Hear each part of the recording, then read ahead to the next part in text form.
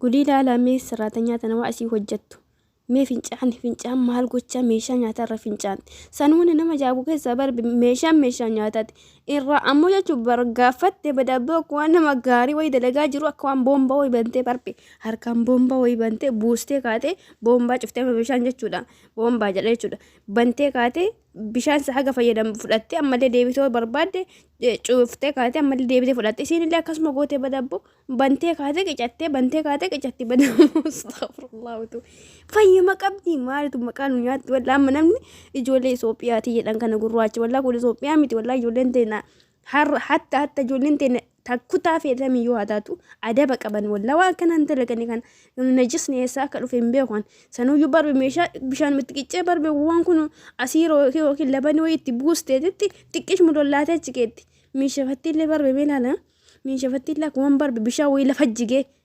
fincaanii yumbiti barbe akwaan bishaan wayii bishaan basiin wayii lafa jige lafuma rafif akkana hartee achuma keetti miishafattiillee tamajaayibaati barbe tamajaayibaati gad dhufaa jira sarraatinyaan dhiyeena kana keessa fayyaa qabaa kun gudeelchi uzi billa aboo kun gudeelchi fayyaan qabu qaanu nyaate amma mee ijoollee geenaaroo takka biyyarraa bahanii waan beekni mee maaluma goote aramni dhugaa rabbi uzi billa mishayxaa rajji kana gudeelchi gurraacha osoo gurraachatu baate uummata kaan jenna garuu gurraachuma waan ta'eedhaan waliin nuqame amma namni maal jedha saraatanyaa Itoophiyaa jedhanii olii gaggusaa jirti aramni jechuudha. Aara saraatanyaa Itoophiyaa kanan gootu badeen saraatanyaa Itoophiyaan qurumaa kanallee miti wallah saraatanyaa Itoophiyaa rifeensa qabdi qurumaadha kun uummata gurraacha yookiin maalidha keenya yookiin keeniyaa akkasuma ammoo maalidha tokkollee uummanni gurraachi tokkoon isa jedhanisan jechuudha uummata Naajeeriyaa waan kana akkanaa yoo ta'e alatti uuzi billa. Ani wani ajaa'ibee jechuudha bakka itti fincaantu dhabdeetiin maa biroodestii magisima takkatti biroodestii kun ibiddara jiruus argitanii odoo sumarra yeroo takkatti gaffincaantee gajjisite maal qaba akka waan boomba wayii buustu jechuudha akka waan boomba wayii qicataa kaa cufaa boomba qicataa kaa bishaan buufataa kaatiin boomba cuftuutitti ufuma keessa gafuutaa ufuma keessatti cufaa ollee bisti badda bakka mi dandeette sanuu akkas godhu intalli mee sadarkaan burcuqqootti buusa sadarkaan meeshaa nyaataatti fincaan buusaa jechuudha meeshaa nyaataatti fincaan buusaa achi buusaa achi jisitu maa fincaan qabachuu dadhabde kun amma miqqanyummaa jedhamu immoo wallaalummaa jedhan moo biyyuma isaaniitti akkana godhan laata biyyuma isaaniitti akkana fayyadamuu oolan amma mee isiin kaameraan na argu jetti bada gowwaan kee bargaaffate addaan taa'e waan gaarii hojjetaa irra barbii alaa jira barbii arabaa jira jedhanii warraan bargaafate eegeessa addaan qabe bishaan addaan fincaan burcuqqootti fincaana jissa astaghfirullah tuutu kana amma sababa intala kanaadhaaf waamee qabbata sababa gurraacha kanaatiif waamee qabbata dhugaa dubbachuudha ijoolleen keenya baay'ee miidhaman jechuudha hedduu kana keessatti sanoo akkuma dhiiraati bari bargaafattee galillee hin teettu suma galmoo teettee waan takka peestaalittuu osoo fincaante maal qabame peestaalittuu osoo fincaante dhugaa rabbi sanuyyuu hin dhixxu akkuma waan gaarii wayii yookiin labanii yookiin asiir wayii burcuqqoo buusanii barbe keessa lollaanii wayii bishaanii shafshaf goote bishaanii shafshaf goote achi maalitti fakkaate qoy waan bomba keessa asiir yookiin labanii wayii buusaa irratti fakkaachuu oolu barbe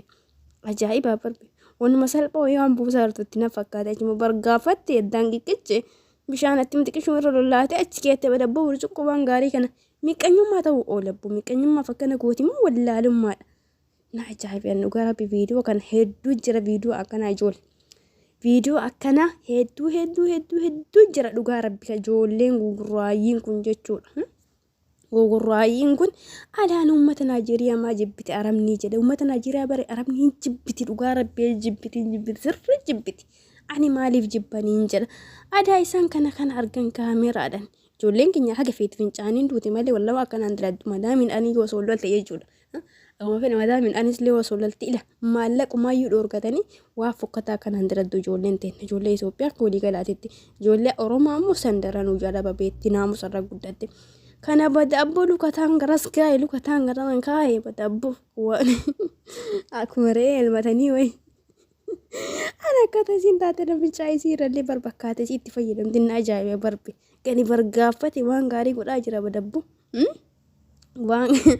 waan gaarii godhaa jira gadi bargaaffate eege addaan qabe achi booda achuma buusaa deebisti badabbo waan gaarii kana goote أعوذ بالله من الشيطان الرجيم. نعم عجائبة نعم عجائبة تاري أما بتيهم أبدمو مدامي أكم قوتلا ما أرامني ما يوسينا من فنجاني ستمو الاستجل كبر سمو لسنيات دور اللي من فنجاني سمو لسنين بيكا وانتئف jechuun namni biyya namaati afaan hin beeku muudannoo gara waa adda addaatu si mudata fincaanii qabuu danda'a kararraa yoo waan dhufteedhaaf jalqaba hamma mana fincaanii si geessan jechuudha. Kan dhugaa rabbii jechuudha jalqaba akka biyyarraa dhufeetii warra araba seenidhaan bakki isaan nageessan niitii sun badduu taatullee hamtuu taatullee jechuudha. Namni kun hamaadhaan illee jira gaariidhaan illee sun kennaa rabbiiti inni irraa ammoo abbama obballeessa abbama of tolchallee sababa abbama akkuma badduu taate sanattuu akkuma na darartu sanattuu akkuma na tuffattu sanattuu akkuma na jibbitu sanattuu akkuma dalagaa baay'istu sanuyyuu wallahi kan oseeneen jechuudha.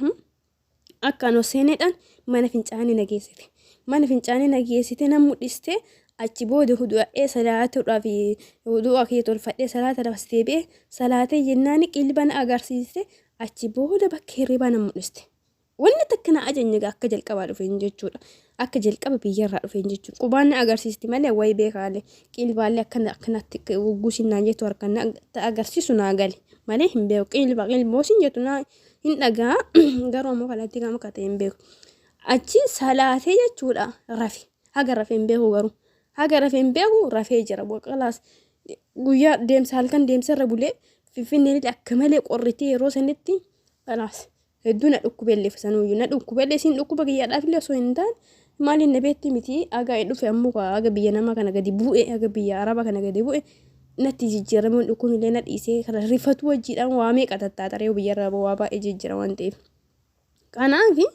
ani aramni takkatti osoo nyaata illee si dhoowwatu mana fincaanii si agarsiisa jechuu barbaadeeti. Malee kun abboo miqqanyummaa abboo haasidummaa isii yoo ta'e malee. Ani madiri akkaataa akkanatti uummanni itti waa akkanaa bujjatu sanuu amma meeshaa san deebitee ofumaatti nyaatti moo akkam gootu dhugaa rabbi doo obaasanii fincaansan